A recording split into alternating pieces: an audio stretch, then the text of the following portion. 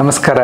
ಕಳೆದ ಭಾಗದಲ್ಲಿ ಮಕ್ಕಳನ್ನು ಬೆಳೆಸೋದರಲ್ಲಿ ಮಕ್ಕಳಿಗೆ ಸಮಯ ಕೊಡೋದು ಎಷ್ಟು ಮುಖ್ಯ ಅನ್ನೋದು ವಿಚಾರವನ್ನು, ಮಕ್ಕಳ ಆತ್ಮಾನುಭೂತಿಯನ್ನು ಬೆಳೆಸೋದು ಪೋಷಕರ ಪಾತ್ರ ಎಂತಹದ್ದು, ಈ ವಿಚಾರಗಳ ಬಗ್ಗೆ ತಿಳ್ಕೊಂಡಿದ್ವಿ. ನಿಜ ಅಲ್ವೇ? ಮಕ್ಕಳು ಬೆಳೆದು ಬೇಗ ದೊಡ್ಡವರಾಗ್ಬಿಡ್ತಾರೆ. ಆ ಸಮಯ ಅತ್ಯಂತ ಮುಖ್ಯವಾದಂಥದ್ದು. ನಮಗೂ ಕೂಡ ನೆನಪಿನಲ್ಲಿ ಉಳಿಯುವಂಥದ್ದು ಈ ಬಾಲ್ಯವೇ. ಕುವೆಂಪು ಅವರು ಒಂದು ಕಡೆ ಬರೀತಾರಲ್ವ, ನನ್ನ ಮಗ ತೇಜಸ್ವಿ 3 ವರ್ಷ ಅಂದರೆ ನಾನು ಅಪ್ಪನಾಗಿ ಕೂಡ 3 ವರ್ಷ ಅನ್ನೋದು.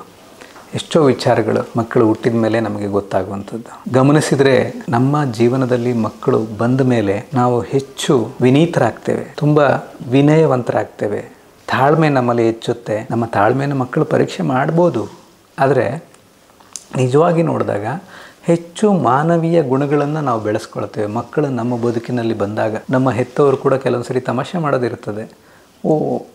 ಇವರು ಇಷ್ಟು ಚಂದವಾಗಿ ಮಕ್ಕಳನ್ನು ನೋಡ್ಕೊಳ್ತಾರೆ ಅಂತ ನಾವು ಅಂದ್ಕೊಂಡೇ ಇರಲಿಲ್ಲ. ಯಾವಾಗಲೂ ಕೋಪ, ತಾಪ, ರೋಷ, ಸಿಟ್ಟು ಇದ್ದವರು ಈಗ ಮಕ್ಕಳ ಜೊತೆಗೆ ಅದೆಷ್ಟು ಚೆನ್ನಾಗಿ ಬದುಕ್ತಾರೆ ಅಂತ ಆ ರೀತಿ ಗಮನಿಸಿದರೆ ನಮ್ಮನ್ನು ಮಾನವೀಯ ಗುಣಗಳನ್ನು ಹೆಚ್ಚಿಸಿದಂಥ ಮಕ್ಕಳಿಗೆ ನಾವು ಕೃತಜ್ಞರಾಗಿರ್ಬೇಕು. ಈ ಮಕ್ಕಳನ್ನು ಗೌರವಿಸೋದು ಅನ್ನೋ ಒಂದು ಕಾನ್ಸೆಪ್ಟ್ ಇದೆಯಲ್ವಾ, ಅದು ಹೆಚ್ಚು ಜನರಿಗೆ ಸಹ್ಯ ಆಗೋದಿಲ್ಲ. ಮಕ್ಕಳಿಗೆ ಎಂಥ ಗೌರವ ಕೊಡೋದು ಅಂತ ನಿಜವಾಗಿ ನೋಡಬೇಕು ಅಂತಂದರೆ, ನಮ್ಮ ಮನೆಯ ಮಕ್ಕಳನ್ನು ಒಂದು ವ್ಯಕ್ತಿಯನ್ನಾಗಿ ನೋಡಿದರೆ, ಅವ್ರಿಗೂ ಒಂದು ತಮ್ಮದೇ ಆದಂಥ ವ್ಯಕ್ತಿತ್ವ ಇದೆ ಅಂತ ನಾವು ನೋಡಿದಾಗ ನಮಗೆ ಅವ್ರ ಬಗ್ಗೆ ತುಂಬ ಗೌರವ ಬರ್ತದೆ. ಈ ಮಕ್ಕಳ ಬಗ್ಗೆ ಗೌರವ ಇಟ್ಕೊಳ್ಳೋದ್ರಿಂದ ಸಹಾಯ ಏನು ಗೊತ್ತಾ? ಆ ಮಗುವಿನ ಸಂಪೂರ್ಣ ಮಾತುಗಳನ್ನು ನಾವು ಕೇಳಿಸ್ಕೊಳ್ತೇವೆ, ಅರ್ಧದಲ್ಲೇ ತಡೆಯೋದಿಲ್ಲ.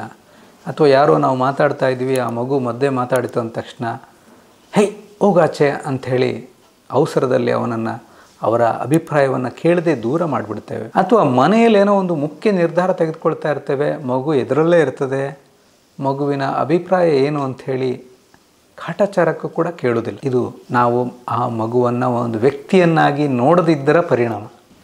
ಅದೇ ಆ ಮಗುವನ್ನು ಒಂದು ವ್ಯಕ್ತಿಯನ್ನಾಗಿ ನೋಡಿದಾಗ ಅವನ ಮಾತುಗಳಿಗೆ, ಆಕೆಯ ಅಭಿಪ್ರಾಯಕ್ಕೆ ನಾವು ಬೆಲೆ ನೀಡ್ತೇವೆ. ಇದು ತುಂಬ ಮುಖ್ಯ ಆಗ್ತದೆ. ಆ ಮಗುವಿಗೆ ಈ ಮನೆಯಲ್ಲಿ ನಾನೂ ಒಂದು ಪ್ರಮುಖ ವ್ಯಕ್ತಿ, ನನ್ನ ಮಾತಿಗೂ ತುಂಬ ಬೆಲೆ ಇದೆ, ನನ್ನ ತಂದೆ ತಾಯಿ ನನ್ನ ಮಾತುಗಳನ್ನು ಕೇಳ್ತಾರೆ ಅನ್ನುವ ಭಾವನೆ ಬೆಳೀತದೆ. ಈ ಸೆನ್ಸ್ ಆಫ್ ಬಿಲಾಂಗಿಂಗ್ನೆಸ್ ಇರುವಂತಹದ್ದು ತುಂಬ ಮುಖ್ಯ ಆಗ್ತದೆ ಮಕ್ಕಳಿಗೆ. ಗಮನಿಸಿ, ನಾಳೆ ಬೆಳಗ್ಗೆ ಎಲ್ಲೋ ಒಂದು ಊರಿಗೆ ಹೋಗಬೇಕು. ಎಷ್ಟೋ ಬಾರಿ ನಾವು ಹೆತ್ತವರು ಡಿಸೈಡ್ ಮಾಡಿಬಿಟ್ಟಿದ್ದೇವೆ, ಪ್ಯಾಕ್ ಮಾಡ್ಕೊಂಡಿದ್ದೇವೆ, ಮಕ್ಕಳಿಗೆ ಹೇಳೇ ಇರೋದಿಲ್ಲ. ಬೆಳಗ್ಗೆ ಹೇಳ್ತೇವೆ ಹೊರಡಿ ಎಲ್ಲ ಹೋಗಬೇಕು ಅಂತ, ಮಕ್ಕಳು ಪ್ರಶ್ನೆ ಕೇಳ್ತಾರೆ, ಎಲ್ಲಿಗೆ, ಯಾಕೆ? ನಾನೇನೋ ನಿರ್ಧಾರ ಮಾಡ್ಕೊಂಡಿದ್ದೆ, ನಾನು ಈ ವಾರ ಎಲ್ಲೋ ಹೋಗಬೇಕು ಅಂದ್ಕೊಂಡಿದ್ದೆ, ನನ್ನ ಸ್ನೇಹಿತರನ್ನ ಮನೆ ಕರಿಬೇಕು ಅಂದ್ಕೊಂಡಿದ್ದೆ. ಅವನ ಅಭಿಪ್ರಾಯಕ್ಕೆ ನಾವು ಬೆಲೆನೇ ಕೊಡಲಿಲ್ಲ. ಮನೆಗೆ ಒಂದು ಕಾರ್ ಬರೋದಿದೆ, ಮಕ್ಕಳಿಗೆ ಆ ವಿಚಾರ ಗೊತ್ತೇ ಇಲ್ಲ. ಮನೆಯಲ್ಲಿ ಒಂದು ಸೈಟ್ ತಗೊಂಡಿದ್ದೇವೆ, ಅದ್ರ ಪೂಜೆ ಇದೆ ನಾಳೆ, ಎಲ್ಲರೂ ಹೊರಡಿ ಅಂತ ಹೇಳ್ತಿದ್ವಿ, ಎಲ್ಲಿಗೆ, ಯಾಕೆ, ಏನು ಅಂತ ಮಕ್ಕಳಿಗೆ ಗೊತ್ತೇ ಇಲ್ಲ. ಅನಾವಶ್ಯಕ ಅವ್ರಿಗೆ ಹೇಳೋದು, ಅವ್ರೇನು ಮಾಡ್ತಾರೆ ಅನ್ನೋ ಭಾವನೆ ನಮಗೆ ಬರ್ಬೋದು. ಆದರೆ ಮನೆಯ ಎಲ್ಲ ನಿರ್ಧಾರಗಳನ್ನು ಅವ್ರ ಜೊತೆಗೆ ಚರ್ಚೆ ಮಾಡೋದ್ರಿಂದ, ಅವ್ರಿಗೆ ತಿಳಿಸೋದ್ರಿಂದ ಅವರ ಸಹಾಯ ನಮಗೆ ಸಿಗ್ತದೆ, ಅವರ ಸಹಕಾರ ನಮಗೆ ಸಿಗ್ತದೆ. ಇಲ್ಲದಿದ್ದರೆ ಏನೋ ಒಂದು ಅತಿ ಮುಖ್ಯವಾದಂತಹ ಘಟನೆ, ಸಂದರ್ಭ ಮನೆಯಲ್ಲಿದ್ದಾಗ ಮಕ್ಕಳು ವಿಪರೀತವಾಗಿ ಸಿಟ್ಟು ಮಾಡುವಂಥದ್ದು, ಹಠ ಮಾಡುವಂಥದ್ದು, ಹಠಮಾರಿತನ ತೋರಿಸುವಂಥದ್ದು ಆಗ್ತಾಯಿದ್ರೆ ನಮ್ಮ ತಾಳ್ಮೆಗೆ ಪರೀಕ್ಷೆ ಆಗ್ತದೆ. ಆದರೆ ತಪ್ಪು ನಮ್ಮದೇ. ಅವರನ್ನು ನಾವು ತಯಾರಿ ಮಾಡಲಿಲ್ಲ. ಏನಾಗ್ತಾ ಇದೆ ಮನೆಯಲ್ಲಿ, ಏನು ನಿರ್ಧಾರ ಆಗ್ತಾಯಿದೆ, ಮನೆಯಲ್ಲಿ ಯಾರಿಗೂ ಹುಷಾರಿಲ್ಲ, ಆಸ್ಪತ್ರೆಯಲ್ಲಿದ್ದಾರೆ, ಯಾವ ವಿಚಾರವನ್ನು ನಾವು ಮಕ್ಕಳಿಗೆ ತಿಳಿಸಲೇ ಇಲ್ಲ. ಮನೆಯಲ್ಲಿ ದೊಡ್ಡ ಆರ್ಥಿಕ ಸಮಸ್ಯೆ ಬಂದು ಒದಗಿದೆ, ಕಷ್ಟದಲ್ಲಿದೆ ಮನೆ, ಈ ವಿಚಾರಗಳು ಅವ್ರಿಗೆ ಗೊತ್ತಿಲ್ಲ. ಹಾಗಾಗಿ ಅವ್ರು ರಾತ್ರಿ 12 ಗಂಟೆಗೆ ಐಸ್ ಕ್ರೀಮಿಗೆ ಹಠ ಮಾಡ್ಬೋದು. ನಮಗೆ ತಾಳ್ಮೆ ತೀರಿ ಹೋಗ್ತದೆ, ಮನೇಲಿ ಇಷ್ಟು ಆರ್ಥಿಕ ಪರಿಸ್ಥಿತಿ ತೊಂದರೆ ಇದೆ, ಇವನಿಗೆ ಇಷ್ಟೊತ್ತಲ್ಲಿ ಐಸ್ ಕ್ರೀಮ್ ತಿನ್ನೋ ಆಸೆ ಅಂತೇಳಿ ಅವನಿಗೆ ಶಿಕ್ಷೆ ಕೊಡುವಂಥದ್ದು, ಜೋರಾಗಿ ಬೈಯುವಂಥದ್ದು ಆಗಿಬಿಡ್ಬೋದು. ಉದ್ದೇಶ ಇಷ್ಟೇ, ಮನೆಯ ಎಲ್ಲ ವಿಚಾರಗಳನ್ನು ಮಕ್ಕಳ ಜೊತೆಗೆ ಹಂಚ್ಕೊಳ್ಳಿ. ಅವರವರ ವಯಸ್ಸಿನ ತಕ್ಕನಾಗಿ ಅವರಿಗೆ ಹೇಳಬೇಕಾದಷ್ಟನ್ನೇ ಹೇಳಿ, ಎಲ್ಲವನ್ನು ಹೇಳಬೇಕಾಗಿಲ್ಲ. ಮಗುವಿಗೆ ಪ್ರಾಮುಖ್ಯತೆ ಕೊಡೋದ್ರ ಬಗ್ಗೆ ಹೇಳಿದ್ವಿ. ಕೆಲವೊಮ್ಮೆ ಅದನ್ನೆಲ್ಲರೂ ಮಾಡ್ತೇವೆ ನಾವು. ಆದರೆ ಒಂದು ಸಮಸ್ಯೆ ಏನಂತಂದರೆ, ಮನೆಯಲ್ಲಿ 2 ಮಕ್ಕಳು 3 ಮಕ್ಕಳು ಇದ್ದಾಗ ನಮ್ಮ ಗಮನ ಏನು ಬಂದಿರೋದಿಲ್ಲ. ಅಂದರೆ ಒಂದು ಮಗುವಿಗೆ ಈ ವಿಚಾರವೆಲ್ಲ ಹೇಳಿದ್ದೇವೆ, ಇನ್ನೊಂದು ಮಗುವಿಗೆ ಈ ವಿಚಾರ ಗೊತ್ತೇ ಇಲ್ಲ. ಅಥವಾ ದೊಡ್ಡ ಮಗುವಿಗೆ ಮನೆಯ ವಿಚಾರಗಳು ಗೊತ್ತಾಗಿದೆ, ಸಣ್ಣ ಮಗುಗೆ ಗೊತ್ತಿಲ್ಲ ಅನ್ನೋದೆಲ್ಲ ನಮ್ಮ ಗಮನಕ್ಕೆ ಬಂದೇ ಇರೋದಿಲ್ಲ. ಈ ವಿಚಾರ ತುಂಬ ಮುಖ್ಯ ಆಗ್ತದೆ. ಅದರಲ್ಲೂ ಮನೆಯಲ್ಲಿ 2 ಮಕ್ಕಳು 3 ಮಕ್ಕಳು ಇದ್ದಾಗ ಅವರಲ್ಲಿ ಒಂದು ಭಾವನೆ ಬೆಳೀತದೆ, ಅಪ್ಪ ಅಮ್ಮನಿಗೆ ನಾನಂದರೆ ಇಷ್ಟ ಇಲ್ಲ, ಅಣ್ಣ ಅಂದರೆ ಇಷ್ಟ, ಅಥವಾ ತಂಗಿ ಅಂದರೆ ಅಪ್ಪ ಅಮ್ಮನಿಗೆ ಇಷ್ಟ, ನಾನಂದರೆ ಇಷ್ಟ ಇಲ್ಲ ಅಂತ ಅಣ್ಣನಿಗೆ ಅನಿಸುವಂಥದ್ದು. ಈ ಸೋದರ ಸಂಬಂಧಿ ಮತ್ಸರ ಹೆಚ್ಚಿನ ಮನೆಗಳಲ್ಲಿ ಕಂಡುಬರ್ತದೆ. ಇದೇನು ದೊಡ್ಡ ತಪ್ಪಲ್ಲ, ದೊಡ್ಡ ಅನಾಹುತ ಏನಲ್ಲ, ಆದರೆ ಸಾಮಾನ್ಯವಾದಂಥ ವಿಚಾರವೇ. When you have a single child your parent, when you have to you become umpire ಅಂತ ಒಂದು ಮಾತಿದೆ. ಮಕ್ಕಳ ಮನೇಲಿ ಇಬ್ಬರಾದ ತಕ್ಷಣ ಜಗಳ ಮಾಡ್ಕೊಳ್ಳೋಕೆ ಶುರು ಮಾಡ್ತಾರೆ. ಅದೇ ಪೆನ್ ಬೇಕು, ಅದೇ ಪೆನ್ಸಿಲ್ ಬೇಕು, ಮಾವಿನ ಹಣ್ಣಿನ ಪೀಸ್ ನನಗೆ ಕೊಟ್ಟದ್ದು ಚಿಕ್ಕದಾಯಿತು, ಅವನಿಗೆ ಕೊಟ್ಟದ್ದು ದೊಡ್ಡದಾಯಿತು, ಅವನಿಗೆ ಚಾಕ್ಲೇಟ್ ಕೊಟ್ರಿ ನನಗೆ ಕೊಡಲಿಲ್ಲ. ಈ ಥರದ ಜಗಳಗಳು ಎಲ್ಲರ ಮನೇಲಿ ಇದ್ದದ್ದೇ. ಟಿ ವಿ ರಿಮೋಟ್ಗಂತೂ ಪ್ರತಿನಿತ್ಯ ಜಗಳ ಇದ್ದೇ ಇರ್ತದೆ. ಈ ಸೋದರ ಸಂಬಂಧಿ ಮತ್ಸರವನ್ನು ಅಲಕ್ಷ್ಯ ಮಾಡದೆ ಸರಿಯಾಗಿ ನಿರ್ವಹಿಸ್ಕೊಳ್ಳೋದಕ್ಕೆ ಪೋಷಕರು ಕಲ್ತ್ಕೊಂಡ್ರೆ ತುಂಬ ತೊಂದರೆಗಳನ್ನು ನಾವು ಅವಾಯ್ಡ್ ಮಾಡ್ಬೋದು. ದೊಡ್ಡ ಮಗು ಸಣ್ಣ ಮಗು ಜಗಳ ಮಾಡ್ಕೊಳ್ತದೆ. ಎಲ್ಲರೂ ಮಾಡೋ ತಪ್ಪೇನೆಂದರೆ ಅಲ್ಲಿ ದೊಡ್ಡ ಮಗುವಿಗೆ ಒಂದೆರಡು ಪೆಟ್ಟು ಕೊಟ್ಟು, ಅವನು ಚಿಕ್ಕವನು, ಅವನಿಗೆ ಗೊತ್ತಾಗೋದಿಲ್ಲ, ನೀನಾದರೂ ತಿಳ್ಕೊಳ್ಳೋದಿಲ್ವಾ ಅಂಥೇಳಿ ಆ ದೊಡ್ಡ ಮಗುವಿಗೆ ಜೋರು ಮಾಡುವಂಥದ್ದು, ಪನಿಷ್ ಮಾಡುವಂಥದ್ದು ಮಾಡಿ ನಾವು ಆ ಸಂದರ್ಭವನ್ನು ಅಲ್ಲಿಗೆ ಮುಗಿಸ್ಬಿಡ್ತೇವೆ. ಅದು ದೊಡ್ಡ ತಪ್ಪು. ಹಲವಾರು ಬಾರಿ ಈ ಮಕ್ಕಳು ಕಿತ್ತಾಡೋದೇ ತಂದೆ ತಾಯಿಗಳ ಗಮನ ಪಡೆಯೋದಕ್ಕೆ, ಅವರ ಅಟೆನ್ಷನ್ಗೋಸ್ಕರ. ಹಲವಾರು ಬಾರಿ ನಾವು ಇಲ್ಲದೇ ಇದ್ದಾಗ ಆ ಇಬ್ಬರು ಮಕ್ಕಳು ಚೆನ್ನಾಗಿ ಆಟ ಆಡ್ಕೊಳ್ತಾರೆ. ದೊಡ್ಡ ಮಗು ಸಣ್ಣ ಮಗುವನ್ನು ತುಂಬ ಚೆನ್ನಾಗಿ ಕಾಪಾಡ್ಕೊಳ್ತಾನೆ, ನೋಡ್ಕೊಳ್ತಾನೆ, ಆಡ್ತಾನೆ. ಅದೇ ಸಂಜೆ ಅಪ್ಪ ಅಮ್ಮ ಮನೆಗೆ ಬಂದ ಮೇಲೆ ಇಬ್ಬರು ಜಗಳ ಮಾಡಲಿಕ್ಕೆ ಶುರು ಮಾಡ್ತಾರೆ. ಅವರ ಗಮನ ಏನಂದರೆ, ನಾವಿಬ್ಬರು ಜಗಳ ಮಾಡ್ಕೊಂಡಾಗ ಅಪ್ಪ ಅಮ್ಮ ಯಾರ ಪರ ವಹಿಸ್ತಾರೆ ಅನ್ನೋ ವಿಚಾರ ಅವ್ರ ಮನಸ್ಸಲ್ಲಿ ಕಾಡ್ತಾ ಇರುತ್ತೆ. ಇನ್ವೇರಿಯಬಲಿ ಸ್ವಲ್ಪ ಸಣ್ಣ ಮಗುವಿನ ಕಡೆ ಎಲ್ಲರದ್ದು ಗಮನ ಹೋಗ್ತದೆ. ಅಪ್ಪ ಅಮ್ಮ ಇದ್ರ ಬಗ್ಗೆ ಕಾಳಜಿ ವಹಿಸಿದ್ರು, ಕೆಲವೊಮ್ಮೆ ಅಜ್ಜ ಅಜ್ಜಿ ಸಣ್ಣ ಮಗುವಿನ ಪರವಾಗಿ ಮಾತಾಡುವಂಥದ್ದು. ಅಲ್ಲಿ ಯಾರ ತಪ್ಪು ಯಾರು ಸರಿ ಅಂತ ನೋಡಲಿಕ್ಕೆ ಹೋಗೋದಿಲ್ಲ ನಾವು. ದೊಡ್ಡದೇ ಮಗುದೇ ತಪ್ಪು ಅನ್ನೋ ಥರಕ್ಕೆ ಮಾತಾಡಿಬಿಡ್ತೇವೆ. ಇದು ಆಗಬಾರ್ದು. ಅವರಿಬ್ಬರು ಯಾವುದಾದ್ರು ಒಂದು ವಿಷಯಕ್ಕೆ ಜಗಳ ಮಾಡಿಕೊಂಡ್ರೆ ಅವರ ಗಮನವನ್ನು ಬೇರೆ ಕಡೆ ಸೆಳೆದು ಅವ್ರಿಗೆ ಬೇರೆ ಏನಾದ್ರು ಕೆಲಸ ಕೊಟ್ಟು ಏನಾದರೂ ಒಂದು ಅವರನ್ನು ಡೈವರ್ಟ್ ಮಾಡಲಿಕ್ಕೆ ನೋಡಬೇಕೇ ವಿನಃ ಅಲ್ಲಿ ದೊಡ್ಡವನು ಸಣ್ಣವನು, ನೀನು ಸರಿ ಮಾಡಬೇಕು, ನಿಂದು ಯಾಕೆ ತಪ್ಪು, ನೀನು ಯಾಕೆ ಹೊಡೆದದ್ದು, ನಿಂದು ಫಸ್ಟ್ ತಪ್ಪು ಅಂಥೇಳಿ ಅಂಪೈರ್ ಆಗಲಿಕ್ಕೆ ಹೋಗೋದೇ ಬೇಡ. ನೀವು ಗಮನಿಸಿದರೆ ಆಗ ಒಬ್ಬರ ಕತ್ತು ಒಬ್ಬರು ಇಸ್ಕಲಿಕ್ಕೆ ಹೋಗಿರೋಷ್ಟು ಸಿಟ್ಟಲ್ಲಿದ್ದರು ಮಕ್ಕಳು ಅರ್ಧ ಗಂಟೆಲಿ ಮತ್ತೆ ಜೊತೆಗೆ ಆಟ ಆಡ್ತಾ ಇರ್ತಾರೆ. ಇದನ್ನು ಆರಂಭದಿಂದ ಒಂದು ದೊಡ್ಡ ಮಗುಗೆ ಸಣ್ಣ ಮಗು ಜನನದ ಸಮಯದಿಂದನೂ ಅವರ ಮಧ್ಯೆ ಒಂದು ಬಾಂಧವ್ಯ ಬೆಳೆಯುವಾಗೆ ಮಾಡಬೇಕು. ನೀನು ಎಲ್ಲಿ ಹೋಗಿದ್ದೆ, ತಮ್ಮ ನಿನ್ನನ್ನು ಹುಡುಕ್ತಾ ಇದ್ದ, ನೀನಂದ್ರೆ ಅವನಿಗೆ ತುಂಬ ಇಷ್ಟ, ನೀನು ಇಲ್ಲದೇ ಇದ್ದರೆ ತುಂಬ ಹುಡುಕ್ತಾನವನು, ನಿನ್ನನ್ನು ಕಂಡ್ರೆ ತುಂಬ ಇಷ್ಟ. ಈ ರೀತಿಯ ಬಾಂಧವ್ಯನ ಬೆಳೆಸುವಂಥದ್ದು. ಮನೆಗೆ ಯಾರೋ ಅತಿಥಿಗಳು ಬರ್ತಾರೆ, ಅತಿಥಿಗಳಿಗೆ ಬಂದವರಿಗೆ ಸಣ್ಣ ಮಗುವಿನ ಕಡೆನೇ ಗಮನ ಹೋಗ್ತದೆ. ಆವಾಗ ನಾವು ಉದ್ದೇಶಪೂರಿತವಾಗಿ ದೊಡ್ಡ ಮಗುವಿನ ಹತ್ತಿರ ಕರೆದು ಅವರಿಗೆ ಪರಿಚಯ ಮಾಡಿಸಿ ಅವನ ಒಳ್ಳೆಯ ಗುಣಗಳ ಬಗ್ಗೆ ಹೇಳಿ, ಅವ್ರಿಗೂ ಕೂಡ ಕಣ್ಣು ಸನ್ನೆ ಮೂಲಕ ಇಬ್ಬರನ್ನೂ ಮಾತಾಡಿಸಿ ಇಬ್ಬರನ್ನೂ ಎತ್ಕೊಳ್ಳಿ ಅನ್ನೋ ವಿಚಾರವನ್ನು ತಿಳಿಸ್ಕೊಟ್ಟು, ಮನೆಗೆ ಬಂದಾಗ ಯಾರೋ ಒಬ್ಬರು ಸಣ್ಣ ಮಗುವಿನ ಅಂಕಗಳ ಬಗ್ಗೆ ಮಾತಾಡುವಂಥದ್ದು, ದೊಡ್ಡ ಮಗುವಿನ ಬಗ್ಗೆ ಮಾತಾಡದೇ ಇರುವಂಥದ್ದು, ವೈಸ್ ವರ್ಷ. ದೊಡ್ಡ ಮಗುವಿಗೆ ವಿಚಾರಗಳನ್ನು ಹೇಳ್ಕೊಳ್ಳಿಕ್ಕೆ ಇರ್ತದೆ, ಅವನು ಬೆಳೆದು ಶಾಲೆಯಲ್ಲಿ ಆಟ ಪಾಠ ಟ್ರೋಫಿಗಳಿರ್ತದೆ, ಸಣ್ಣ ಮಗುವಿನ ಸಿಕ್ಕಿರೋದಿಲ್ಲ.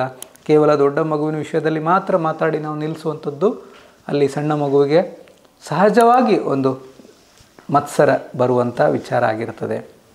ಯಾಕೆ ಈ ವಿಚಾರ ಇಂಪಾರ್ಟೆಂಟ್ ಆಗ್ತದೆ ಗಮನಿಸ್ಕೊಳ್ಳಿ.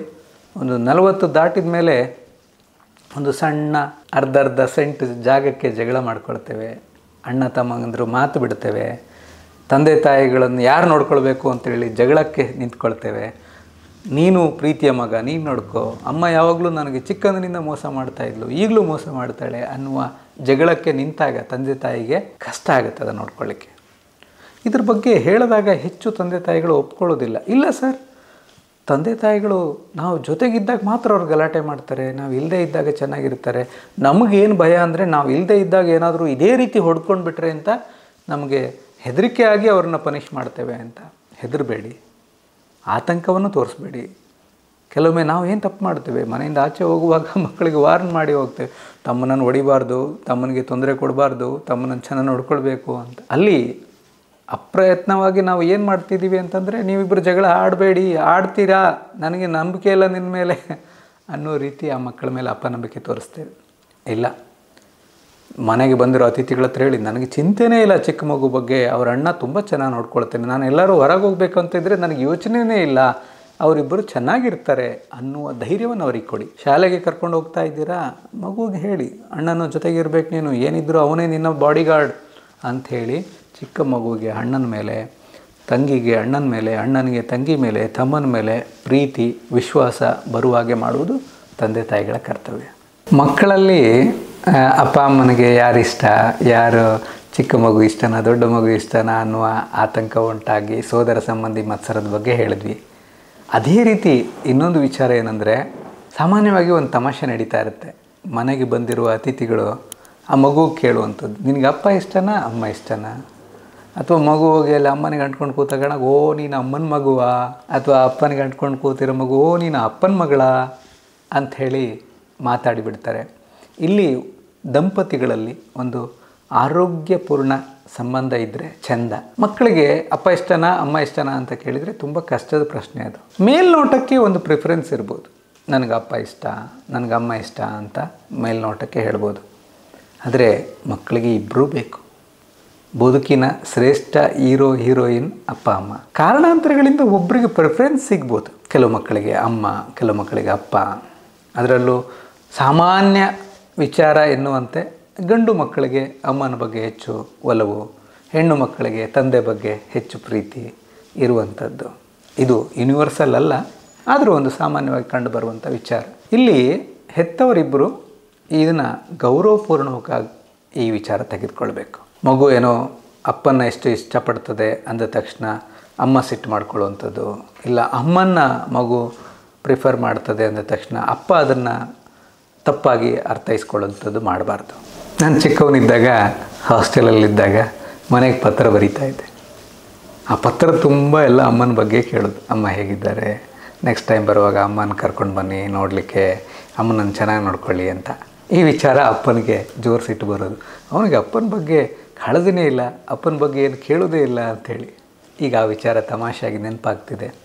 ಉದ್ದೇಶ ಇಷ್ಟೇ, ಒಂದೊಂದು ಮಗುವಿಗೆ ಒಂದು ಪ್ರಿಫರೆನ್ಸ್ ಇರ್ತದೆ. ಹಾಗಂತ ಅವರೇ ಮುಖ್ಯ, ಇನ್ನೊಬ್ಬರು ಅಮುಖ್ಯ ಅಂತ ಅಲ್ಲವೇ ಅಲ್ಲ. ಹೆಚ್ಚು ಸಮಯ ಮಕ್ಕಳು ಯಾವ ಪೇರೆಂಟ್ ಜೊತೆಗೆ ಸಮಯ ಕಳೀತಾರೆ, ಕಾಂಟ್ಯಾಕ್ಟ್ ಪೀರಿಯಡ್, ಅವರ ಜೊತೆಗೆ ಎಲ್ಲ ಭಾವನೆಗಳ ವ್ಯಕ್ತಪಡಿಸೋಕ್ಕಾಗತ್ತೆ. ಅದು ಹೆಚ್ಚಿನ ಮನೆಗಳಲ್ಲಿ ಅಮ್ಮ ಆಗಿರ್ತಾರೆ. ಅಮ್ಮನ ಹತ್ರ ಓದು, ಬರಹ, ಆಮೇಲೆ ಹಸಿವು, ನಿದ್ರೆ, ಹುಷಾರಿಲ್ದಾಗ, ಆಮೇಲೆ ಹೋಮ್ವರ್ಕ್ ಮಾಡುವಂಥದ್ದು, ಎಲ್ಲ ವಿಚಾರಗಳು ಅಮ್ಮನ ಜೊತೆಗೆ ಚರ್ಚೆ ಆಗೋದ್ರಿಂದ ಅಮ್ಮನ ಪ್ರೀತಿ ಸಿಗ್ತದೆ. ಜೊತೆಗೆ ಶಿಸ್ತು ಅಮ್ಮ ಕಲಿಸೋದಕ್ಕೋಸ್ಕರ ಹಲವಾರು ಬಾರಿ ಬೇಗ ಮಲಗಬೇಕು, ಊಟ ಸರಿಯಾಗಿ ಮಾಡದಿದ್ದರೆ ಅಮ್ಮ ಜೋರು ಮಾಡ್ತಾರೆ, ಔಷಧಗಳನ್ನು ಸರಿಯಾಗಿ ತಗೊಳ್ಳದಿದ್ದರೆ ಜೋರು ಮಾಡ್ತಾರೆ, ಓದ್ಕೊಳ್ಳದಿದ್ದರೆ ಹೋಮ್ವರ್ಕ್ ಮಾಡ್ಕೊಳ್ಳದಿದ್ದರೆ ಅದನ್ನೆಲ್ಲ ಜೋರು ಮಾಡಿರ್ತಾರೆ. ಸುಮಾರು ಶಿಸ್ತನ್ನು ಕಲಿಸೋದ್ರಿಂದ ಕೆಲವು ಮಕ್ಕಳು ಅಮ್ಮನ ಕಂಡ್ರೆ ಸಿಟ್ಟು ಮಾಡುವಂಥದ್ದು, ಅಪರೂಪಕ್ಕೆ ತಡವಾಗಿ ಮನೆಗೆ ಬರುವಂಥದ್ದು, ಅಪ್ಪನ ಜೊತೆಗೆ ಸಿಗುವ ಸಮಯ ಕಡಿಮೆ ಇರುವಂಥದ್ದು, ಕಡಿಮೆ ಇದ್ದಾಗೆಲ್ಲ ಅಪ್ಪನ ಜೊತೆಗೆ ಆಟ ಆಡಿಬಿಡುವಂಥದ್ದು, ಕ್ರಿಕೆಟ್ ಆಡುವಂಥದ್ದು, ಅಥವಾ ಹೊರಗಡೆ ತಿರುಗಲಿಕ್ಕೆ ಕರ್ಕೊಂಡು ಹೋಗುವಂಥದ್ದು, ಹೋಟೆಲಿಗೆ ಕರ್ಕೊಂಡು ಹೋಗುವಂಥದ್ದು, ಇಂಥದೇ ವಿಚಾರಗಳು ಅಪ್ಪನ ಜೊತೆಗೆ ಕಳೆಯೋದ್ರಿಂದ ಅಲ್ಲಿ ನೇರವಾಗಿ ಶಿಸ್ತನ್ನು ಕಲಿಸುವಂಥ ಅವಕಾಶಗಳು ಇಲ್ಲದೇ ಇರೋದ್ರಿಂದ ಅಲ್ಲಿ ತಂದೆ ಅಂದ ತಕ್ಷಣ ಪ್ರೀತಿ ಅಥವಾ ಪ್ರಿಫರೆನ್ಸ್ ಕಾಣಿಸ್ಬೋದು. ಮೇಲ್ನೋಟಕ್ಕೆ ಇವ್ರು ಬೇಕು ಇವ್ರು ಬೇಡ ಅಂತ ಅಲ್ಲ, ಅದನ್ನು ತಪ್ಪಾಗಿ ತಿಳಿಬೇಡಿ. ಯಾರೋ ಒಬ್ಬ ಲೇಖಕ ಏನು ಹೇಳ್ತಾನಂದರೆ, ನಮಗೇನಾದ್ರು ಸಣ್ಣ ಪುಟ್ಟ ಗಾಯಗಳಾಗ್ತದಲ್ಲ, ಸಣ್ಣ ಗಾಯ ಆದ ತಕ್ಷಣ ಅಮ್ಮ ಅಂತ ಕಿರ್ಚ್ಕೊಳ್ತೇವೆ. ಅದೇ ಏನಾದ್ರು ಬದುಕಲ್ಲಿ ದೊಡ್ಡ ಆಘಾತಗಳು, ಮೈ ಮೇಲೆ ಲಾರಿನೇ ಬಂದುಬಿಡ್ತು, ಯಾರೋ ಹತ್ತಿರದಲ್ಲಿ ಜೋರಾಗಿ ಗಾಡಿ ಬಂದು ತಾಕ್ಸ್ಕೊಂಡು ಹೋಗ್ಬಿಟ್ರು ಅಂದಾಗ ಅಪ್ಪ ಅಂತ ಹೇಳ್ತೇವಂತ. ವಿಚಾರ ಇಷ್ಟೇ, ಮನೆಯಲ್ಲೆಲ್ಲ ವಿಚಾರಗಳಿಗೆ ಅಮ್ಮ ಬೇಕು. ಅದೇ ಬದುಕಿನ ಅತಿ ಮುಖ್ಯ ನಿರ್ಧಾರಗಳು, ಒಂದು ವೃತ್ತಿಯನ್ನು ನಿರ್ಧಾರ ಮಾಡುವಾಗ, ಒಂದು ಕೋರ್ಸನ್ನು ನಿರ್ಧಾರ ಮಾಡುವಾಗ, ಒಂದು ಆಘಾತಕಾರಿ ಸನ್ನಿವೇಶ ಎದುರಾದಾಗ ಅದನ್ನು ಧೈರ್ಯದಿಂದ ಎದುರಿಸುವಂಥ ಪರಿಸ್ಥಿತಿಗಳಲ್ಲಿ ಆಗ ಅಪ್ಪ ಬೆನ್ನ ಹಿಂದೆ ನಿಂತ್ಕೊಳ್ತಾರೆ. ಅಲ್ಲಿಗೆ ನಮ್ಮ ಬದುಕಿನ, ಮಕ್ಕಳ ಬದುಕಿನಲ್ಲಿ ಅಪ್ಪ ಅಮ್ಮ ಇಬ್ಬರೂ ಶ್ರೇಷ್ಠರೇ. ತಂದೆ ತಾಯಿಗಳು ದಯವಿಟ್ಟು ಆ ಮಕ್ಕಳ ಪ್ರಿಫರೆನ್ಸ್ ಏನಿದೆ ಅದನ್ನು ಬೇಸರ ಮಾಡ್ಕೊಳ್ಬೇಡಿ. ಮನೆಗೆ ಬಂದಿರೋ ಅತಿಥಿಗಳು ಅಚಾತುರ್ಯದಿಂದ ಓ ನಿಮ್ಮ ಮಗು ಅಪ್ಪನ ಕಂಡ್ರೆ ಇಷ್ಟ ಅಂತ ಕಾಣುತ್ತಲ್ಲ, ನಿಮಗೆ ನಿಮ್ಮ ಮಗಳು ತಂದೆ ಕಂಡ್ರೆ ಇಷ್ಟ ಅಂತ ಕಾಣುತ್ತಲ್ಲ, ನಿಮ್ಮ ಮಗನಿಗೆ ತಾಯಿ ಕಂಡ್ರೆ ಇಷ್ಟ ಅಂತಲ್ಲ ಅಂತ ಹೇಳುವ ವಿಚಾರಗಳನ್ನು ತುಂಬ ಆರೋಗ್ಯಪೂರ್ಣವಾಗಿ ತೆಗೆದುಕೊಳ್ಳಿ. ಅದ್ರ ಬಗ್ಗೆ ಹೆಮ್ಮೆ ಪಡಿ. ಓ ನನ್ನ ಮಗನಿಗೆ ತಂದೆ ಅಂದರೆ ಇಷ್ಟ, ನನ್ನ ಮಗಳಿಗೆ ಅವರ ಅಮ್ಮ ಅಂದರೆ ತುಂಬ ಇಷ್ಟ ಅನ್ನೋ ವಿಚಾರವನ್ನು ಗೌರವದಿಂದ ಒಪ್ಕೊಳ್ಳಿ, ಅದ್ರ ಬಗ್ಗೆ ಅಭಿಮಾನ ಪಡಿ.